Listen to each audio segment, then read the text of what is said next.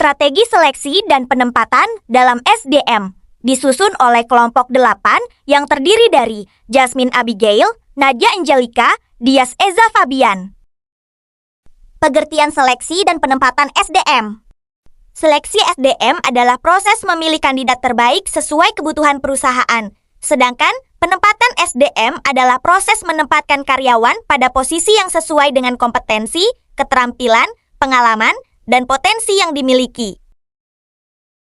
Terdapat 5 tujuan seleksi dan penempatan SDM, yaitu mendapatkan karyawan yang kompeten, menempatkan karyawan pada posisi yang tepat, meningkatkan produktivitas kerja, mengurangi tingkat turnover karyawan, dan yang terakhir yaitu mendukung pencapaian tujuan perusahaan.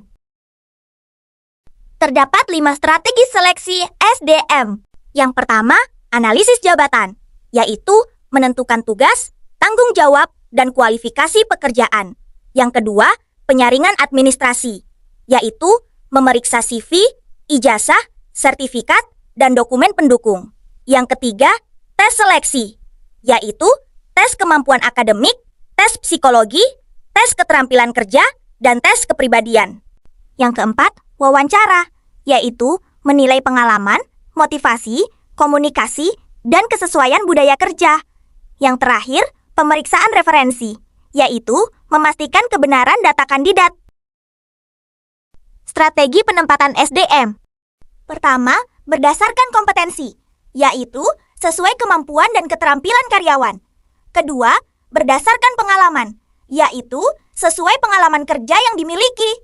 Ketiga, berdasarkan minat dan bakat, yaitu sesuai minat dan potensi karyawan.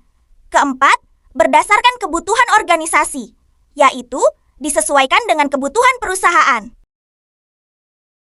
Terdapat 6 faktor yang mempengaruhi penempatan SDM, diantaranya yaitu pendidikan, pengalaman kerja, keterampilan, kesehatan fisik dan mental, kepribadian, dan kebutuhan perusahaan. Prinsip-prinsip seleksi dan penempatan SDM. Pertama, objektivitas. Kedua, keadilan. Ketiga, transparansi. Keempat, efektivitas dan efisiensi. Dan yang terakhir, yaitu kesesuaian jabatan. Terdapat 4 metode seleksi SDM modern, yaitu Assessment Center, Behavioral Interview, Online Recruitment, dan tes berbasis komputer atau CBT. Ada beberapa kendala dalam seleksi dan penempatan SDM. Di antaranya adalah kandidat berkualitas terbatas, kesalahan analisis jabatan, bias dalam wawancara, ketidaksesuaian kompetensi dengan pekerjaan, dan perubahan kebutuhan organisasi.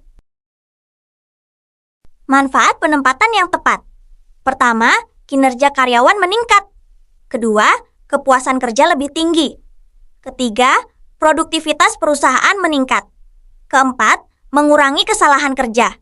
Dan yang terakhir, meningkatkan loyalitas karyawan.